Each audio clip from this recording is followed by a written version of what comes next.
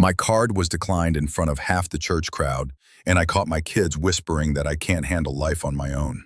What they don't know is that I've stayed silent about the 6 million my wife left me. Sophie calls it mercy. 2 days, Dad. But to me, it feels like theft. 2 days after Helen's funeral, I was still staring at the chairs she used to claim, when my son leaned across and said, "Dad, you can't keep this place." The kitchen felt too wide with only one cup on the counter. Helen's chair was empty, her sweater still folded over the backrest. I let my hand rest on the envelope in my lap. Her envelope. I hadn't told Michael. I hadn't told Sophie. Michael's eyes tracked the walls like he was measuring them. "It's too much house for you alone. You could be comfortable with us. Basement level, private entrance." Sophie slid a sketch across the table, all neat blue lines and labels. "See? We'd have it finished before summer, safer for you." The paper. My thumb brushed the envelope instead. Michael pressed, "Dad, it makes sense. Sell now. While the market's good, someone's already interested." I let the words hang. Silence was often my sharpest tool. Shaked in, voice dipped in honey. "You'd never be lonely. We'd be right upstairs. Emily would run down to see you every day." I looked at the sketch again, then at Helen's chair. "Maybe later never comes," I said, voice flat. Michael frowned. "We're trying to help." "Help," I repeated, slow, as though the word needed air. The clock on the wall clicked. Sophie pulled the blueprint back, folding it too neatly. "Think about it." Face. "I will," I said, which meant nothing at all. They gathered their things, Sophie patting my arm like a child.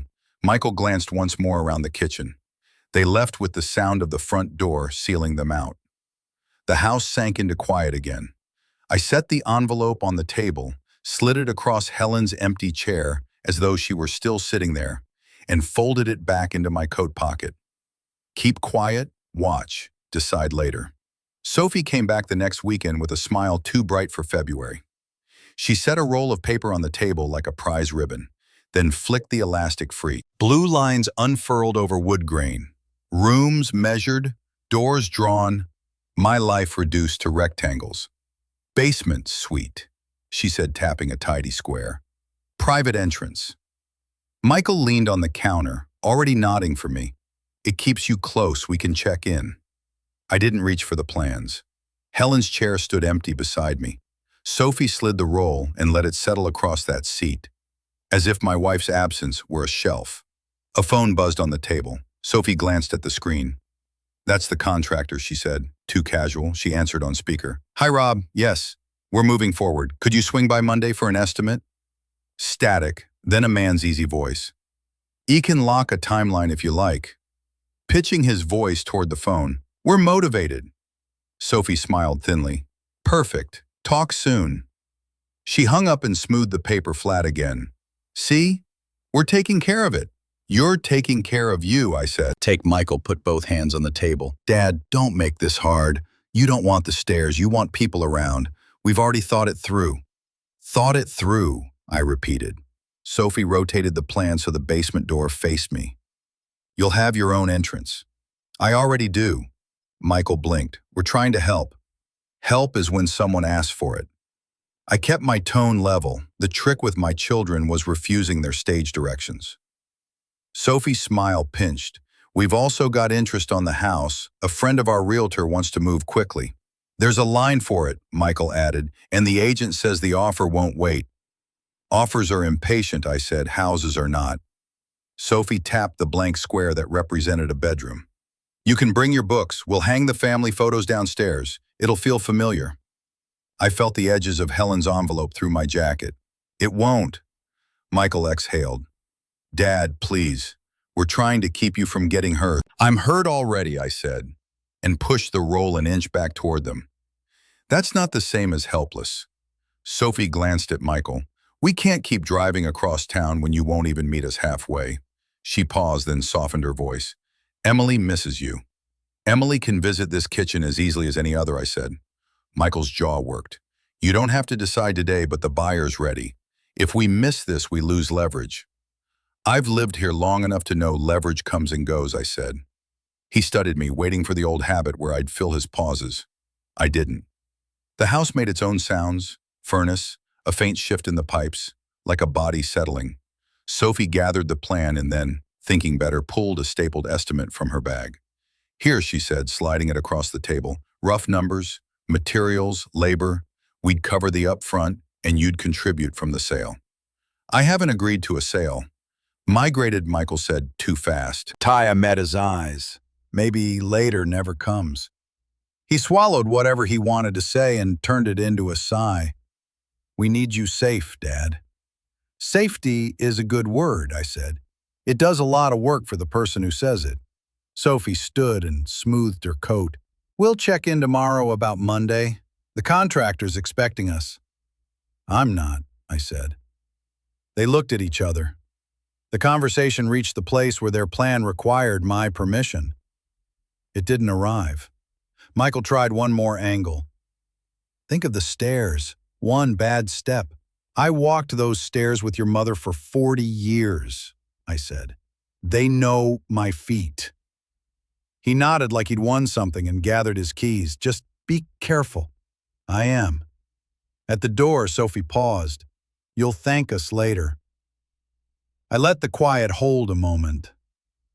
Later, I said, is your favorite promise. The door closed behind them. The estimate lay on the table, corners lifting in the slow draft from the vent. I picked it up, weighed the paper, and set it down again without reading the totals. Then I lifted the blueprint off Helen's chair and rolled it tight until the lines disappeared. They were drawing a room and calling it care. I knew a cage when I saw one. I left the estimate where they'd put it. The fellowship hall hummed with post-service chatter and the clatter of foil pans. Someone set a crock of beans near the rolls. The church smelled like coffee and winter coats. I took a seat near the aisle, leaving a space beside me the way habit leaves a footprint. Helen had always taken that end. The empty chair held my jacket and a folded bulletin. Stabilized William stepped down from the dais with a warm nod. George, you used to lead the third verse. Feel up to it today? Before I could answer, Michael appeared at my shoulder like a volunteer usher. Better not, Pastor, he said. Dad still, he forgets words. Conclusive's eyes flicked from Michael to me. George, I said. Michael laughed too brightly. Let's not push him. The microphone on stage squealed. Pastor's smile didn't quite reach his eyes. We'll proceed, he said, and moved to the podium. Rachel slid in 2 rows back, phone already in her hand. She plastered a sympathetic face that read more stage than feeling. Pastor cleared his throat. Before announcements, any joys or concerns? Michael stood. His voice carried better than his judgment. Pray for Dad, he said, angling toward the room. He's struggling to manage the house. We worry he might hurt himself. Heads turned. A pair of teenagers fell quiet. Mrs. Wilcox from the Quilters tilted her head with practiced pity. I stayed seated. The empty chair beside me felt louder than the microphone. Rachel stood without being asked. I just want to show you a quick clip, she said, from the funeral. He stumbled over the hymn. She stepped into the aisle and tilted her phone. A wash of organ from a tiny speaker, then my voice, thin with grief, breaking on a line Helen used to carry. A few chuckles tried to be coughs. Someone whispered, bless his heart. Michael lifted both hands, palms out, as if he were calming a crowd he'd riled. We just love him. We're making plans. Safer options. Pastor's mouth went flat. He didn't take the phone. He looked only at me. I stood and didn't raise my voice. I'm not an announcement. A silence, small but clean, opened. Michael smiled like a salesman caught mid-pitch. Dad, we're being honest. Honest, I repeated, tasting the word. Folks, he's too proud to. Pride keeps you tall, I said. It doesn't make you clumsy. Rachel rolled her eyes. He forgot half the verse, Dad. I remembered the half that mattered, I said. Then I sat, slow and deliberate, like I was planting something. Pastor tapped the mic. Thank you, Michael. We'll pray for grieving families. We also honor our elders' dignity. And he let the last word rest where everyone could see it. The room moved uneasily. A few people shifted chairs to create space around me, which is just another way to point. After the closing chorus and the shuffle for coffee, Michael drifted back with a hush in his steps that tried to pass for compassion. You could have let us help. Help is not a microphone. I said. Rachel joined him. You're making this hard. People want to support you. By watching a video of me crying? I asked. It shows the reality, she said. You need supervision. Northeastern, I said, is for toddlers and scaffolding. Michael lowered his voice. We've got a buyer. It's moving fast. Just be gracious. Grace doesn't mean surrender, I said. He leaned in. Dad, you can't manage alone. Empty chair. Watch me. Gerald approached then, slow, hands lightly clasped. George, if you ever want to meet, where to find you, I said and nodded. He understood and did not press. Team across the hall. Mrs. Jennings glanced from Rachel's phone to my face, then away, as if returning a private letter to its envelope. Sophie reached us with plates she hadn't filled. Everyone's worried because we love you, she said smoothly. If you move into our place, you'll have family around. I have family around. You need right now. She touched Michael's sleeve. Tell him about the stairs. He started. One bad step. I've walked them for 40 years, I said. They know my feet. Pastor called for announcements. A scout leader thanked the church for the canned food drive. A deacon asked for help stacking chairs. Several men stood scraping metal legs on linoleum. The hall returned to its usual noise, as if nothing had happened, which is how reputations change, quietly, in front of everyone. Michael whispered, Don't be stubborn. Then don't be careless, I said. He flinched, not at the volume, but at the mirror. Rachel tucked her phone away, mouth set. We'll talk later, she said, like a threat disguised as a favor. Later, I said, is where you keep things you shouldn't say now. They drifted toward the coffee urns, receiving pats on the shoulder that used to be meant for me. People glanced at me the way you look at a step you don't trust. Pastor lifted the basket for offerings and then set it down again, lingering. His gaze met mine. No pity, something heavier. Disapproval had found its target, and it wasn't me. Humiliation rises like heat. You don't see it until your face burns. They spoke as if I were already gone. I gripped the pew and chose silence.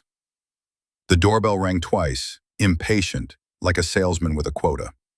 Sophie was already in the hallway when I reached the deadbolt. That'll be Tim, she said brightly. From Ridgeview Realty? Unannounced? I asked. She didn't answer, just opened the door. A man in a navy coat stepped in before I could speak, eyes skating over the crown molding like a hand counting bills. Beautiful bones, he said. We'll just do a quick look. We won't, I said, and stayed planted. Michael came in behind him, casual, as if the house belonged to his weekend. Dad, it's 5 minutes. Not this house. I didn't move. The old oak floor had always known my weight. Sophie slipped past me with a smile that pretended permission. I'll just get some light. Her phone rose from her pocket and chirped. The little camera eye blinked awake. Tim adjusted his scarf and tried for friendly. A walkthrough helps us price aggressive. The market's hot right now. Offers like this don't wait past the week. They can sweat on the porch, I said. Michael's voice tightened. Dad. Then the kitchen, Tim said, angling toward it anyway. He cop will start nowhere. Sophie lifted the phone and filmed the entryway. Just for reference, she said, turning to catch the staircase, the umbrella stand, the wedding picture on the wall. The shutter clicked. It sounded like a lock snicking shut. Don't film my home, I said. Michael said, we grew up here. I'm still growing old here. Tim tried to chuckle. We can keep it informal. No paperwork yet. Informal break-ins are still break-ins, I said. Sophie drifted toward the dining room doorway and tilted the phone again. Lighting's great, she murmured. Get that built in too. You're not listening, I said. She shot 3 more seconds. It's harmless, George. On the mantel in the next room, a framed photo of Helen caught the edge of winter light. Tim's eyes flickered that direction, then back to me, measuring what grief might do for price. He smiled. Great house. Shame to let it go stale in a market like this. Shame is a strong word, I said. Let's not waste it. Orca stepped closer, as if proximity could replace consent. You're making this difficult. I'm making it mine. Sophie lowered the phone a fraction. You're overreacting. Tim's a professional. Tim glanced between us, weighing whether the commission justified a bruise. We can come back with notice, he offered. You can leave with notice, I said. Consider this it. His jaw twitched. Sir, offers. Impatient, I finished. I remember. Shuffle tried again with warmth hot enough to scald. He just wants to help us get the best number, George. Numbers do a lot of work for people who don't live with them, I said. Michael rapped the doorframe with his knuckles. Dad, be reasonable. It's a quick video. We'll delete it later. Like the clip at the fellowship hall? I asked. He glanced away. Sophie pocketed the phone, smile fixed. No one is attacking you. Then why do I feel invaded in my own kitchen? Because you're fragile right now, she said soft. I opened the inner door to the kitchen and didn't move aside. Tim peered over my shoulder, eyes caught by Helen's chair at the table. The blueprint they'd left last week still curled along the edge. He looked from the empty seat to me, and I didn't like what I saw in the calculation. That's enough, I said, and closed the door with a firmness that stopped his shoes. Michael's voice cooled. We'll lose momentum. I'll lose a life if I let you take it. He inhaled like he had a better line. It didn't arrive. Sophie's phone lit with a text. She flicked her eyes down, then up. Rachel says your refusal looks confused, she said too brightly. People are asking if they should be concerned. Tell Rachel confusion sounds like a phone in a church, I said. Sophie blinked. What? Tim raised both palms. I can see this is a bad time. Good read, I said. Michael tried once more. Dad. Safety is not a real estate term, I said. You keep using it like one. Sophie smiled thin. We'll reschedule. You won't, I said. Tim produced a card from his coat with a flourish, like a coupon for dignity. He placed it on the hall table. Offers like this don't wait, sir. I do, I said. Look around. That appraiser's glance that turns stories into square footage, and stepped back over the threshold. Michael followed, jaw tight. Sophie lingered just long enough to press her palm to my arm. You'll thank us later, she said. I prefer sooner, I said, and reached past her to open the door wider. They crossed the porch. The cold air reached in like a reminder. Tim's shoes popped on each wooden stair. A car door shut. Another. I picked up the business card and turned it over. Blue logo, a phone number big enough to read without my glasses. I slid it into my pocket and stood for a moment in the stillness their leaving made. In the kitchen, Helen's chair sat at its angle, the blueprint's corner lifting in the heat from the vent. I smoothed the curl so it lay flat, then rolled the paper tight until the lines retreated. They want a quick look, I said to the room. They got one. I put the card in the drawer, not the one with Helen's envelope, a different drawer, and closed it. The house breathed with me. The storm began just after dusk, a low drum over the roof. I climbed the narrow attic stairs with a flashlight, the beam wobbling across boxes labeled in Helen's careful script. Xmas lights, summer clothes. Ultimo, throwing things away. Tonight, I was looking for something worth keeping. The beam caught a stack of photo albums, then a cedar box with brass hinges. Inside, dried flowers, programs from weddings, the soft clutter of a life lived together. Beneath that, an envelope, thicker than the rest, sealed with a wax stamp, pressed flat by her ring. I turned it over in my hands, my name in Helen's cursive. For a moment I couldn't move. My thumb traced the ridges of the seal. A memory slipped through the thunder, Helen at the kitchen sink, years ago, telling me, hold what's yours, George. People confuse care with control. Discharged hold what's yours, I whispered back. The flashlight dimmed. I shook it once, then tucked the envelope under my arm and descended, every step feeling heavier and steadier. Prestige, the phone buzzed once, then stopped. I let it. Whoever it was could wait. At the desk in my study, I set the envelope on Helen's chair. The wax glistened in the lamplight. For a moment, it looked like she was still there, keeping watch. I thought of opening it. My fingernails slid along the flap, then stopped. Not yet. Timing mattered. Stabilized again. A voicemail popped up from Michael. I didn't press play. His urgency would keep. I slid the envelope into the drawer, closed it, and turned the key. The lock clicked louder than thunder. "To herd you, Helen," I said, voice steady now. The storm outside cracked a branch against the window. The house shivered, then stilled. I leaned back, hands on the desk, and let the quiet settle. The envelope was real. The seal was intact. And for the first time in weeks, I felt less like a mourner and more like a guard. Peter Halverson's office smelled faintly of lemon oil and old case files. The clock over his desk ticked itself into the next hour as he waved me into the client chair. "I'll sit," I said, and did.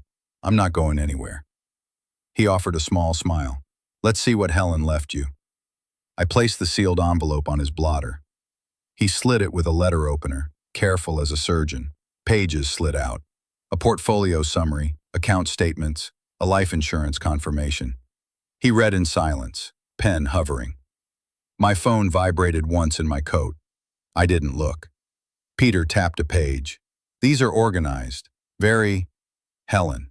He flipped to the last sheet, jaw working. "If accurate, you're in a strong position. The accounts appear in your name with you as sole controller." "Appear?" I asked. He caught himself. "I mean, look, I have to verify. We'll confirm custodians, pull a current balance letter." Unleashed buzzed again. Peter glanced at my pocket. "Do you need?" A jot, I shook my head. "If it's important, they'll say it twice." I turned the phone face down on the arm of the chair. He skimmed another page, pen clicking. "You mentioned some, forgetful moments at the funeral." Watched him over the rim of my glasses. Peter stopped clicking. "Poor choice of words. Grief is not incompetence." He set the pen down. "What matters is capacity, and you're sitting here walking me through documents your wife prepared. That's capacity." "Neurological," I said. The clock ticked. The room felt steadier than my kitchen had in weeks. Peter squared the stack. "We'll make copies, create a simple index, and keep originals with you. No reason for your children to touch any of this." "None at all." He looked up. "George, I want you to understand the next move. If your kids file a conservatorship petition, the court will calendar a hearing. Judges don't like family wars, so timing can compress. You'll have to show you're managing fine." "Balloons.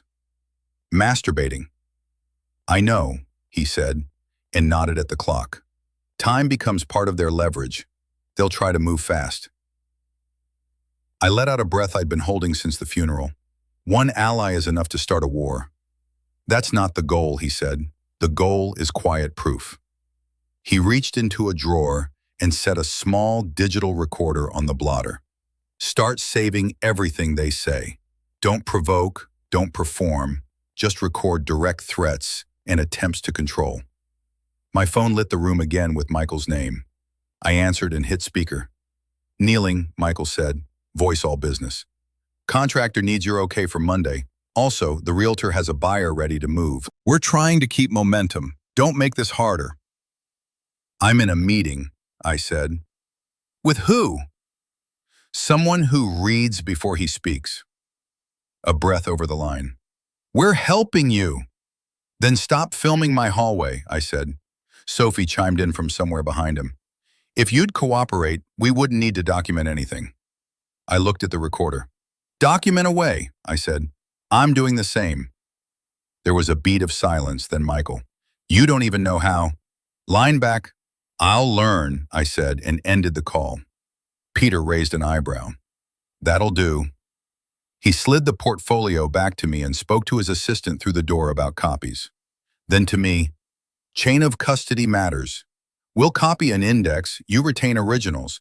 If anything goes public, it will be because you chose to read it, not because they rummaged it." "Understood." He leaned back. "We should also pre-write a simple capacity statement, not a medical eval, just an attorney's observation. You handled documents, you made decisions, you understood the implications. If needed, I'll testify." "That's not needed to ask what I understand," I said. "That's my job." He nodded at the clock again. "And to remind you that their next jab is likely soon." I slipped the portfolio back into my brief folder and rested a hand on it. "They think I'm a wall they can push." "You're a ledger," he said. "We'll show lines that add up, pen to pad. Here's the short plan. Verify accounts, secure originals, keep communications written when possible, record voice if they threaten." Do not hand them anything to twist. Unjust, they'll say I'm stubborn. You're allowed to be, he said. I stood, the client chair scraping softly. When they lie, it sounds like concern. When I tell the truth, it sounds like pride. Peter placed the recorder in my palm. Then let their concern speak for itself. Breach the device. If they come at me with pity again, I'll answer in their own words. He smiled for real that time. That's the right kind of stubborn. Through the glass, his assistant re-entered, handed him a folder of copies, and left. Peter slid one sheet to me, keeping the rest in the office file. Montage version, he said, dry. We verified custodianship contact, made a working index, and noted where to request confirmations. No more than you need, no less. Blackmail. He walked me to the door. The clock above his desk marked another small step forward. George, he said, voice lower now. They'll strike harder after today. Good. He expected. Pocket where the recorder sat. Be ready, I said, and felt it. The handle turned under my palm like it belonged there, combating with the folder under my arm and the recorder warm against my ribs. The restaurant was the kind that tried to be church neutral. No bar, lots of booths, endless coffee. Family from the congregation, clustered by habit. We had a corner table under a framed photo of the old Roebling Bridge. I chose the chair at the head, Helen's seat when we ate out. The vinyl creaked like it recognized me. Michael glanced at it. Comfortable? He asked, already smirking. It fits, I said. Menus became props. Rachel didn't bother opening hers. She had her phone. Sophie folded her napkin into a neat triangle, a flag planted on my plate. Michael started in low. Dad, you've been slipping. We're doing what's best for you. Best and easiest are cousins, I said. You like that family. Underestimated the phone. Everyone saw the video. It's not an insult to say you need support. To parade grief, I said. Prominence like a nurse. If we coordinated things, you wouldn't feel paraded. Position, I cleared, I repeated. The word had started to smell like bleach. Michael tapped the table, a tiny gavel. Let's keep this calm. We already have a buyer sniffing around the house. I'm not for sale, I said. Neither is my home. Rachel leaned towards Sophie and stage whispered, he forgets what he agrees to. Then to me, remember the hymn, you blanked. I felt the recorder warm in my pocket. I remember Helen's hand. Rachel rolled her eyes and hit play on the phone again. A thin wash of organ, my voice catching. A couple at the next table glanced over. The pity in their faces landed like a damp napkin. Pastor Williams was passing with a coffee carafe. The laugh that tried to escape from somewhere behind us died when he slowed. He looked at the screen, then at me, then at my children. Let the man eat, he said, not loud but enough. The silverware clink quieted. He moved on, but his look stayed behind, like a note pinned to a door. Michael recovered with a salesman's pivot. Anyway, we're moving forward. Papers are already drafted. You'll thank us when it's done. Sophie nodded, soft-voiced and hard-edged. We'll file soon. You file fast when your facts are weak. Sophie tilted her head. George, please, we're offering you safety. You're offering yourselves convenience. I set the glass down. There's a difference. Michael smiled at the waiter as if we were normal. Meatloaf special, thanks. Then, without looking at me, Dad will have the pot roast. I'll have my own mouth, I said. Grilled trout. The waiter blinked and scribbled, grateful to flee. Rachel leaned forward. Everyone in church saw you struggle. Why make this a fight? And because your mother planned ahead. Michael's eyes narrowed. What does that mean? It means she knew the difference between help and theft, I said. Sophie's teeth flashed for a second. You're being dramatic. You're being impatient, I said. Michael tried to laugh. You'll slip again. I nodded. Maybe, slip once, stand twice. He shook his head, pretending pity. This is why we have to step in. Step carefully, I said. Rachel pocketed the phone at last, but only to free her hands to gesture. Dad, look at you. Mixing up days, forgetting names. I forgot nothing that mattered, I said. I remember Helen's voice. Sophie's trick was always posture. She'd want you safe. You wanted me free. Michael's jaw worked. You can't manage the house, be reasonable. Would be asking instead of announcing. I said. The waiter returned with bread, the basket landing like a referee's hand between rounds. Pastor passed again on his way to the door, pausing just long enough to touch the back of my chair with 2 fingers. A blessing or a reminder. I took it as both. You cooperate, we'll handle everything. Contractors closing the move, no chaos. Chaos, I said, is strangers in my hallway with cameras. It's a Blasio. That was documentation, she said. That was trespass, I said. Michael exhaled sharply. You see, he twists everything. I untwist, I said. The plates arrived in a clatter. For a moment, manners won. Then Michael found a new angle. We've talked to an attorney. Capacity is a legal standard. It's not personal. Nothing you're doing is personal, I said. That's the problem. Sophie's voice dropped, intimate and sharp. If you won't sign, the court can help you decide. I let the line hang. In my pocket, the recorder hummed against my palm like a cricket. Courts like evidence, I said. So do I. Injecting frowned. Evidence of what? Of who cares, I said. We ate in a silence that wasn't peace. The trout was overdone. I cut it anyway, watched the steam curl and fade. Uzbek, Michael said finally, you'll be happier with us. Basement's bright. We designed it for you. You designed it for control. I dabbed the corner of my mouth. Your mother designed something else. Time, I said. And she spent it better than you think. They went quiet at that. For the first time all evening, I saw them look at me instead of over me. Rachel recovered first. We're circling a date, she said. There's no point fighting. I slid my hand into my pocket and pressed the recorder deeper, the click of its casing soft against my knuckles. Proof travels oceans and still lands on my porch. It would land where it needed to. Eat, I said. You're going to need your strength. Michael tried to laugh and couldn't find it. Sophie reached for her water and missed the coaster. Rachel stared at me like a puzzle that refused to solve. I wiped my fork, set it down, and felt Helen's chair accept my weight fully. I hadn't moved an inch. Bulge's office had the hush of money being handled carefully. He set the portfolio pages flat on the desk and smoothed them with the back of his hand. Totals align, he said. We'll index them and prep a notarized summary. You keep the originals, I'll keep duplicates.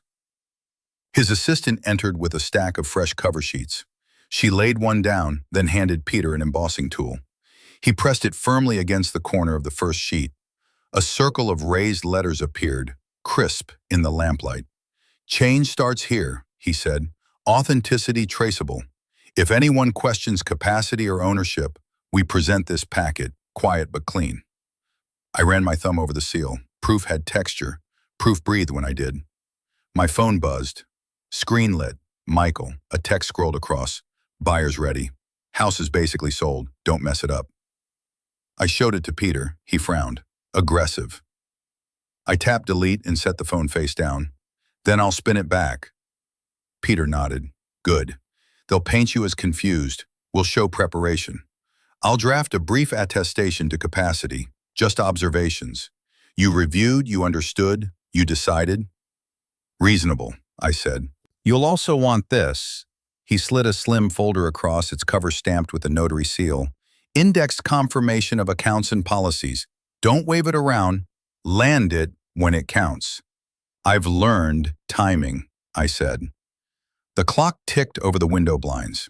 His assistant returned to collect the originals for scanning. The copier clattered in the hall like a metronome of restraint. You'll face a petition, Peter said, likely within 2 weeks. Judges fast track when incapacity is alleged. I tightened my grip on the folder. 2 weeks is long enough. Stay steady, he said. The law's dry, but it bends when evidence is clear. Dry or not, it burns when lit, I said. Peter smiled faintly. Keep recording. Keep receipts. They'll slip. You won't. I slid the packet into my coat. The raised seal pressed against my side. Let them try, I murmured, and left. Dusk held to the porch like breath on glass. The bulb above the door buzzed, drawing moths to bump and ricochet. I sat on the top step with a mug cooling in my hand and watched the street settle. Mrs. Jennings shuffled up the walk, casserole dish balanced like a book. Evening, George, she said. Her eyes slipped past me to the window. Heard at church you're selling. Shame to lose you from the block. Did you hear it from me? I asked. She blinked. No, from Michael, I suppose. Then you didn't hear it, I said. Her gaze landed on Helen's porch chair. Sad to see it empty, she murmured. She still sits there, I said, just quieter. On the sidewalk, Michael came up the path with his hurry on. He noticed Mrs. Jennings and smoothed his face into concern. Evening, ma'am. Nodded, unsure now whose story she had borrowed. Michael turned to me, already reaching into his coat. Dad, good news. A folded document snapped open in his hand. Letter of intent, above market. They want to move fast. I put the mug down and let the cool spread over my palm. Silence can cut deeper than shouting. Mrs. Jennings leaned an inch closer, casserole steaming in the porch light. It's true then? It's paper, Michael said, showing her the heading like a scout badge. He held the letter toward me. Just sign and we're done. I stood and took the page. The printer ink was still a little tacky under my thumb. Midway down in polite bold, a line waited. Offer expires Friday, 5 p.m. Unprotected. Clock's ticking, Michael said, sweet as a threat. On whose wall? I asked.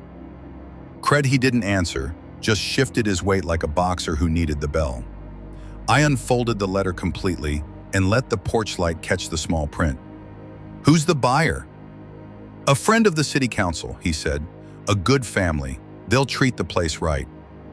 Strangers often do, I said, until the door shuts.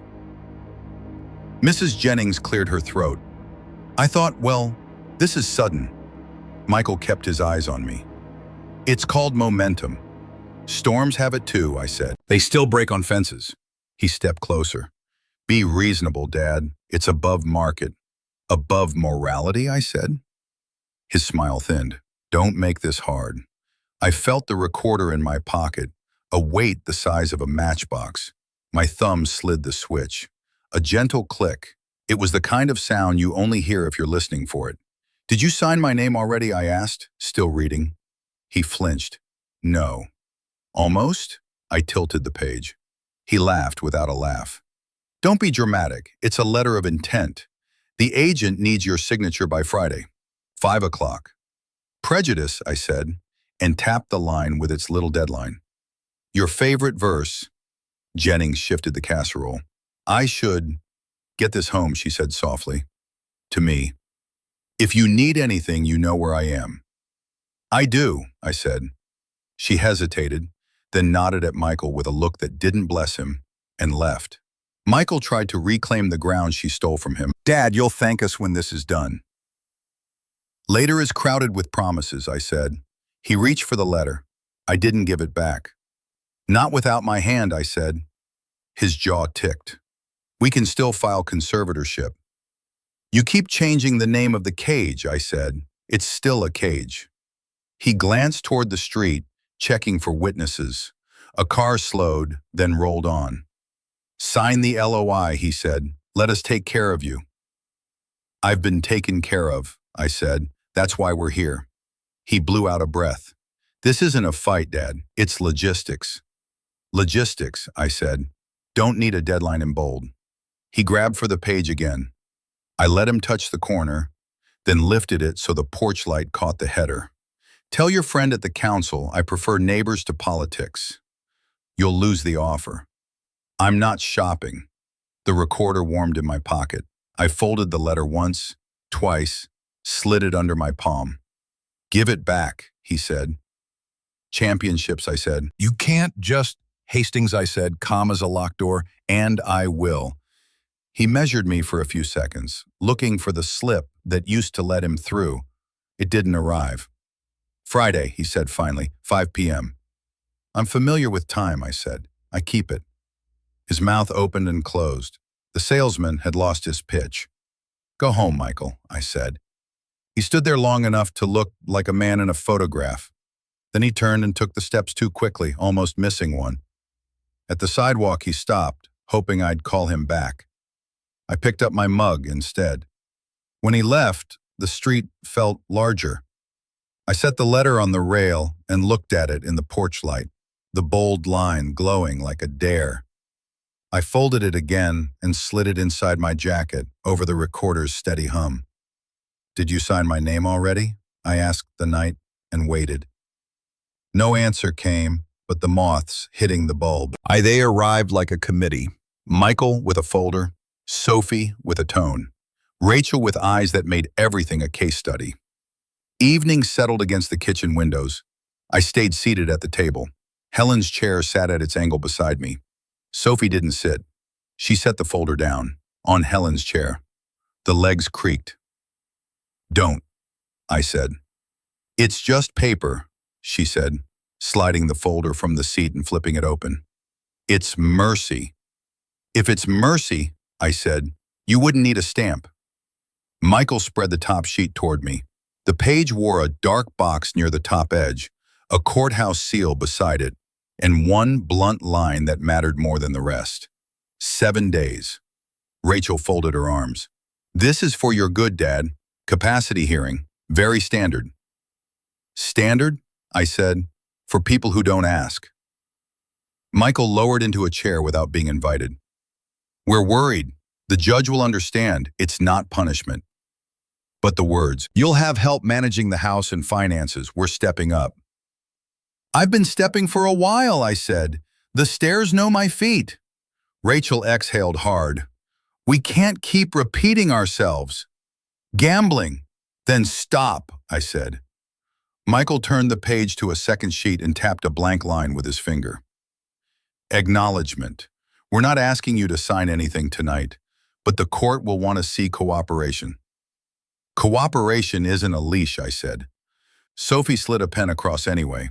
"We're trying to make this gentle." "Paper can kill faster than knives," I said, and let the sentence sit. Sophie flinched, then recovered. "This is mercy, Dad." Silence rearranged the air. A neighbor's car door popped somewhere outside, then quiet again. In my pocket, the recorder was a small, steady heat. I eased my hand toward it and clicked the switch with my thumb under the table. Michael laced his fingers like a coach. "If we wait, things get messy. The buyer won't hang around. We need control now so we can act cleanly." "Control for whom?" I asked. "For you," he said, too fast. Rachel leaned over the petition, reading nothing and making it look like reading. "This language is normal. Protective. You'll still be included." "Included," I said, like a portrait on a wall. Sophie moved closer. "Please don't fight the people who love you." "Stop confusing love with ownership," I said. Michael tapped the dateline again. 7 days. We're trying to keep this peaceful. "Arrive in a folder," I said. Rachel rolled her eyes. "You can't manage the house alone." "I'm doing it now." Sophie tried a soft laugh that didn't touch her eyes. Barely. Buffalo's chair, then back at the page. "You put this where she sat," I said. "You meant me to hear it." "Where else would we put it?" Michael asked. "In your own lap," I said. Sophie drew a breath and gave up on soft. "If you resist, we petition the court for temporary control. It's cleaner if you don't." "You've already petitioned," I said, tapping the black stamp with one finger. "You brought me the copy to watch me take it." Michael's mouth shaped a denial and then abandoned it. "We're being transparent. You're building a cage and calling it a window." "Dad," Rachel said, "we're moving forward." I slid the top sheet back toward me and read the first lines. My name, the boxes they'd checked, the language of incapacity shaved to polite edges. I let the paper fall flat again. "Courts like evidence," I said. "That's why we're here," Michael said. "That's why I'm here," I said. Sophie's voice thinned. "We'll go with or without you. Legally," I said. "And you'll tell yourselves a story about duty. Tell it quietly." Shuffled, stood. "We'll be back in 2 days. If you're reasonable, we can do this without drama." "I prefer truth to drama," I said. He looked at the recorder-shaped bulge under my shirt pocket and couldn't quite place it. "Don't make us the villains." "Then stop rehearsing their lines," I said. Rachel gathered the folder, hesitated, and left a petition on the table like a calling card. She avoided Helen's chair this time. Sophie paused at the door. "You'll thank us later." "Later is where you keep your excuses," I said. They went out into the evening air, their silhouettes crossing the porch light. The door shut. The house exhaled. I touched the petition with 2 fingers. The stamp in the corner held its flat certainty. 7 days. I slid the page to the center of the table and kept my hand there a moment, feeling the weight of paper that could bury a life if you let it. Then I tapped the recorder in my pocket once to make sure it had heard everything. Peter's voice came thin through the speakerphone. Insurance is one of the cleanest proofs you've got, George. If Helen kept it current, it shows solvency and planning. I angled the lamp over the drawer and pulled out a thick envelope I hadn't touched in years. The paper smelled faintly of cedar and thyme. I unfolded the policy, the insurer's logo crisp on the header, and the coverage clear enough for a judge to read without squinting. Still valid, I said. Peter paused, papers rustling at his end. Good. Make a copy. Lock the original. I'll keep a certified duplicate ready. If they argue incapacity, you show a document that proves foresight. Every receipt is a rope they can't cut, I said. The wall clock above my desk clicked over to the half hour. On the calendar beside it, 5 days were circled in red ink, a reminder of how quickly a week can vanish. From outside came a knock, heavy against the front door. I froze, listening. His voice carried in. Dad, open up. We need to talk. Another knock, sharper. Sophie's tone laced through it. It's important. Don't make this worse. Peter's voice lowered on the line. They'll try intimidation now. Keep calm. Keep the chain intact. The knocking grew into rattled in its casing. I slid the insurance policy into a fresh folder, labeled it in my own hand. Helen's voice. The pounding didn't stop. Mrs. Jennings' porch light clicked on across the street. Dad, Michael again louder. You can't hide behind paper. I set the folder on Helen's chair beside me. Paper built this house, I said to the empty room. Paper keeps it mine. Through the door. Neighbors can hear you acting paranoid. I clicked the drawer lock shut over the folder and slipped the key into my pocket. Let them hear, I murmured. Complied cleared his throat over the line. That's enough for tonight. Keep the evidence where it belongs. The door as the knocking slowed, then faded into footsteps. The wall clock ticked like a second heartbeat. I reached out and tapped the folder on Helen's chair once, a vow sealed not by stamp, but by resolve.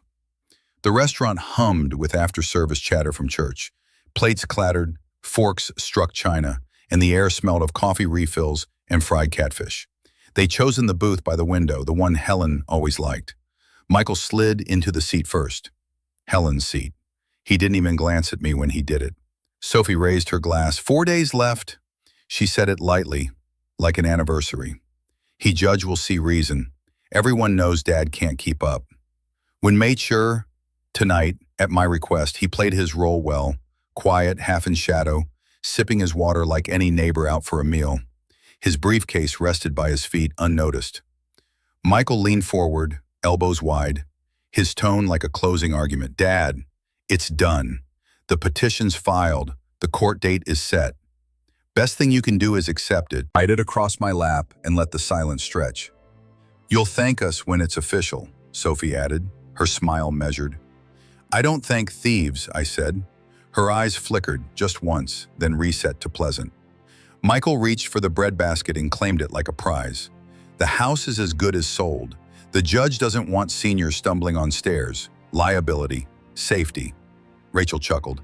He still thinks he's in charge. I reached into my coat pocket, felt the folder edges press against my ribs. Timing mattered. I slipped the paper under the table, my hand steady, and brushed Peter's knee. He dropped his napkin, bent to pick it up, and my hand found his. The notarized copy passed smoothly to his grip. His briefcase swallowed it whole. Fifi poured water for everyone like nothing had happened. We've spoken with the buyer again, she said. Lovely family. They'll treat the place well. Hey, the place already had a lovely family, I said. Michael clucked his tongue. Sentiment doesn't pay for safety. I folded the remaining original under my palm unseen. The notary seal on the copy had caught the restaurant's light for a moment before Peter hit it. Enough proof to last. Rachel leaned across. Dad, this is dignity. Don't drag it out. Dignity doesn't come from court filings, I said. Michael laughed. Judges disagree. I placed my fork on the plate, stood, and smoothed my jacket. The booth went quiet. Sophie tilted her head. Where are you going? Under mine, I said. You didn't even finish. Sometimes the quietest exits are the loudest. Voices followed, but I let them roll off. I slid a bill onto the table, not for them, but for the waiter who'd seen enough. At the edge of the booth, my hand brushed the original addendum safe in my coat. The copy was already chained to Peter, the seal shining in his case. Breaking little last jab, Dad, this doesn't end well for you. I looked back just once. That's where you're wrong. It ends with me. The door thumped behind me, wood against frame, final as a gavel. They arrived without calling it a meeting, which is how bullies prefer meetings. Michael walked past me like a delivery man with rights, shrugged off his coat, and dropped into my armchair. He didn't look at me when he did it. He just settled, testing the cushion like he owned gravity. Sophie took the end of the sofa, legs crossed, smile trimmed to legal length. Rachel lingered by the bookshelf, tracing a finger across spines as if she were cataloging what I was allowed to remember. I stayed standing. Say it plain, I said. Michael laced his fingers. Keys, Sophie added, and papers. Temporary control until the hearing. Which is when? I asked. Rachel answered for them, light and bright. Soon. I slid my hand into my pocket and found the recorder's switch. A soft click. The room's hum tucked itself behind it. Michael leaned forward. You're making this hard, Dad. We're trying to keep you safe. Safety, I said, isn't a word you get to use like a crowbar. Rachel smiled. Neighbors agree. Meliores agree. I live here, I said. Michael's eyes moved over the room like an appraiser's light. The clock, the photos, the chair under him that wasn't his. He rubbed one armrest with his thumb, claiming the grain. Sophie set a manila envelope on the coffee table. We brought copies of everything in case it helps you cooperate. Eyes of what you already filed, I said. Pleasant. Transparency. Age words, I said. Try truth. Michael's voice dropped. Give me the keys, Dad. We'll change a few things for safety, install rails, move smaller furniture. You'll still live here. We're not monsters. Your rehearsing tid gets Santal. You stumble on those stairs again and break a hip, that's on me if I don't act. Acting is your favorite part, I said. Sophie leaned in, palms open. 2 days. Let us help before this gets embarrassing.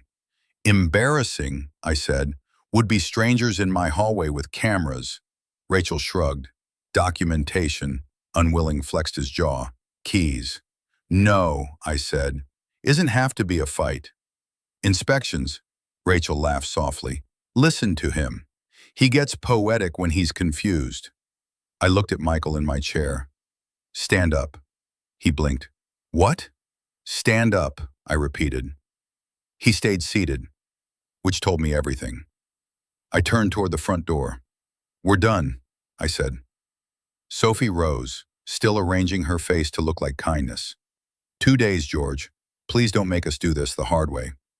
The hard way, I said, is you trying to move me out of my life. Michael stood then, territorial instinct pinging late. You're not listening. You fine. Rachel slipped out ahead of us and opened the door as if she lived here. Early evening poured in, porch light, the faint hiss of tires on wet street.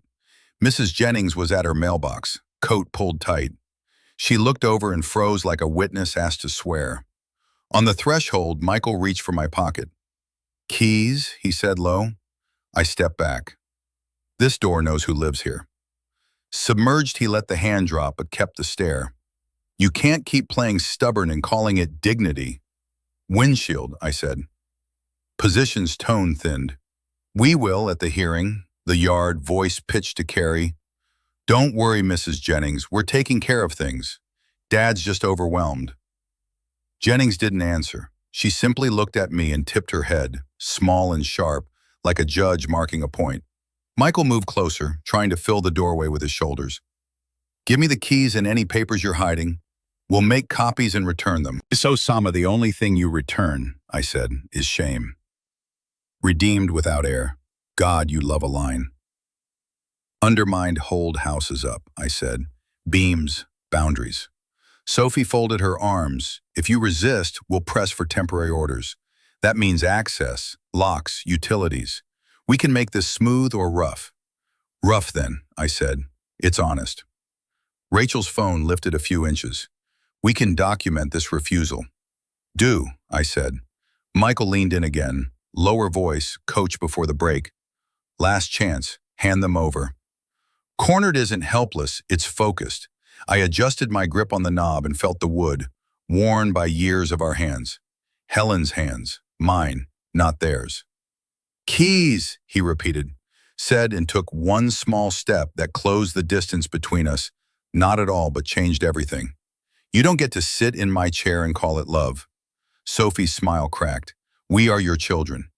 Then behave like you learned something, I said. For a second we were a tableau, him in the doorway, me at the hinge, Rachel with her glowing rectangle, Sophie with her practiced patience, while the street listened. Mrs. Jennings' porch light clicked brighter. Michael recovered first. He slapped the door jamb. 2 days, he said. Say it with me. 2 days. I prefer today, I said. He held my eyes, measuring old habits. Nothing opened. Sophie tugged his sleeve. Let's go. We'll see him in court. Rachel gave me a pity face that would look good in a photograph and stepped back onto the porch. I didn't raise my voice. This door knows who lives here. I eased it toward the frame. Michael put his palm against the wood for half a second, just long enough to look like a man trying to be reasonable, and then he took it away. The door clicked shut.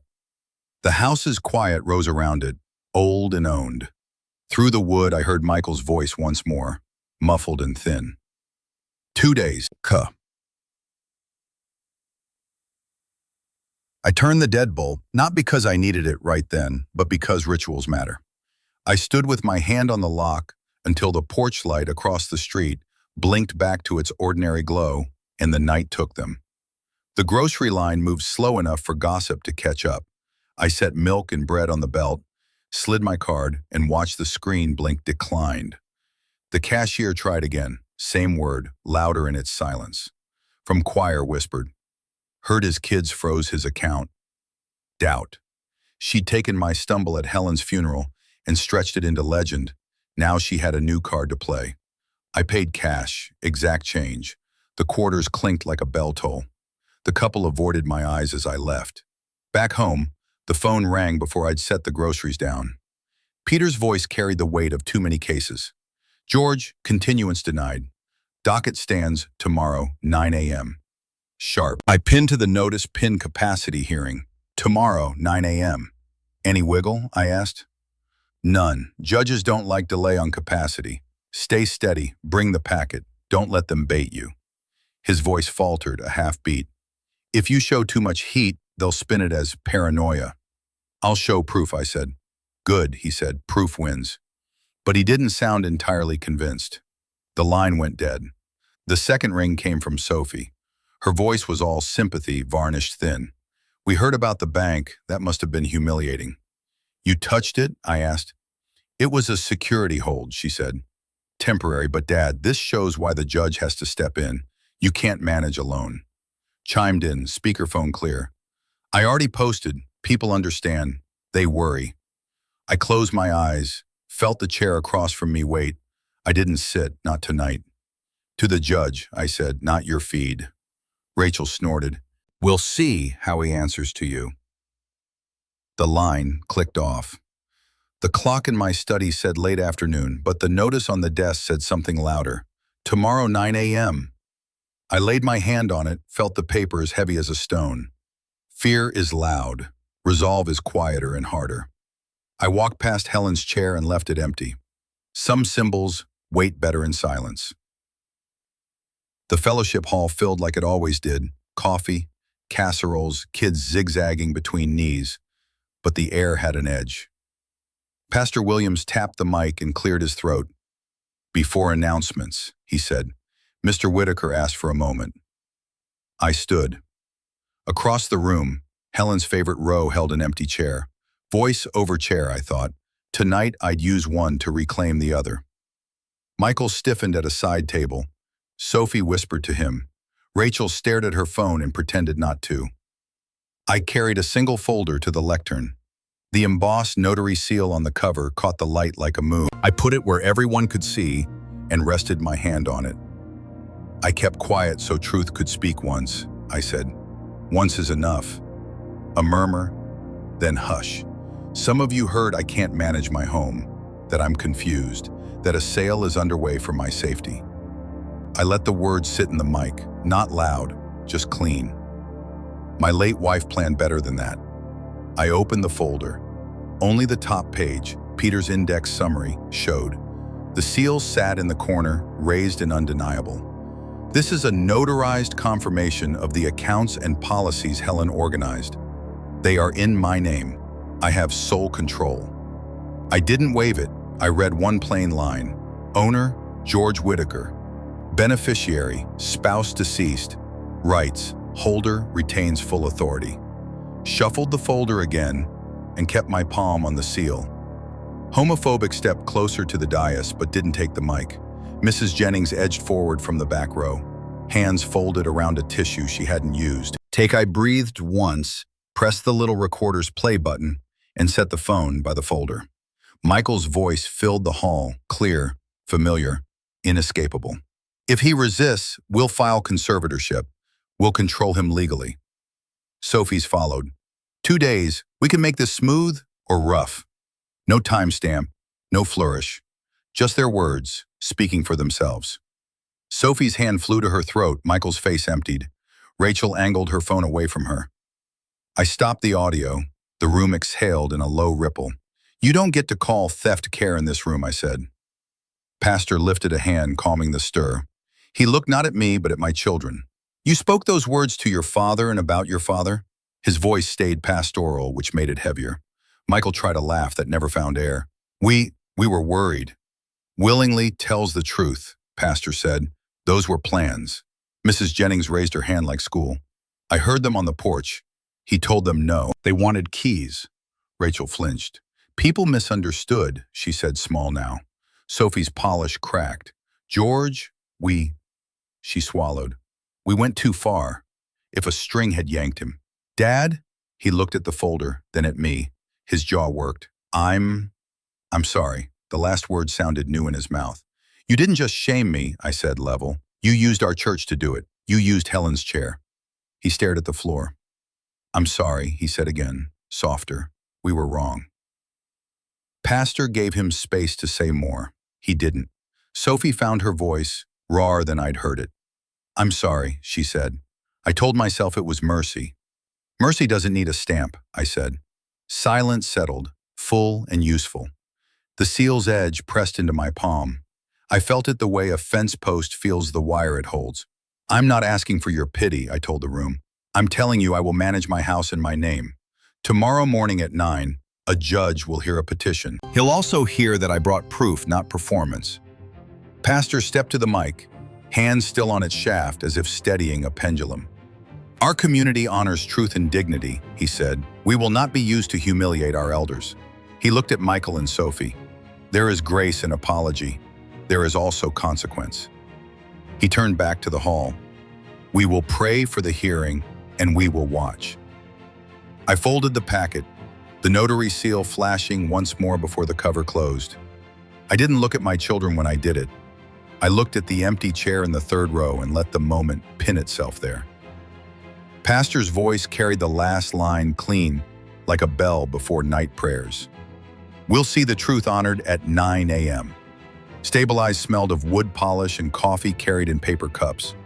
I sat beside Peter at the respondent's table. My folder closed, the notary seal still pressed into its cover like a medal I didn't need to flash again. The gallery murmured until the bailiff barked, "All rise." The wall clock above the bench ticked over to 9. The judge entered, robe brushing the step. We all sat when he waved a hand. Whitaker conservatorship petition, the clerk intoned. Michael shifted in his seat across the aisle, Sophie beside him. Rachel stared at her lap, her phone tucked away. Pastor Williams and Mrs. Jennings sat in the back row, faces calm but expectant. The judge adjusted his glasses. Petitioners allege incapacity. Counsel, you may proceed. Eddie as ever. Your Honor, the record will show Mr. Whitaker retains full capacity. He has maintained independent living, financial solvency, and clear decision-making. Here are notarized confirmations of assets and insurance previously submitted. He tapped the packet. and recorded statements where petitioners threatened to seek control for their own benefit. Unborny raised a brow at Michael. You threatened conservatorship to force a sale. Michael cleared his throat. It was concern, misinterpreted. Sophie tried to smooth it. We only wanted safety. The judge leaned forward. Safety is not obtained by deceit. Petition denied. His gavel struck once. Furthermore, this court admonishes petitioners for misuse of process. Consider this your warning. Michael's face drained. Sophie whispered something that sounded like, I'm sorry, but the judge had already turned the page. Rachel's shoulders hunched smaller. I stood. Your Honor, I manage my house with keys and my life with consent. Before the judge gave a single nod, so it appears. All rise, the bailiff called, and the matter was over. By noon, I was back in my kitchen. The keys jingled in my hand as I hung them on the hook where Helen always left hers. The chair at the table sat waiting. I placed my palm on its back, then let it stand empty. The phone buzzed. A text from Rachel. Can we talk? I let the screen fade dark. Relief isn't triumph, it's breath returning. I poured myself a glass of water, sat at the table, and listened to the house settle into silence I'd chosen. I kept quiet long enough for truth to stand on its own legs. Justice came not from shouting, but from patience, a steady ledger of proof in time. I'm glad I kept quiet, because silence carried farther than their noise. The keys on the hook clicked softly against one another, final as a bell. Oh, this story, don't forget to like, share, subscribe, and comment your thoughts below. Type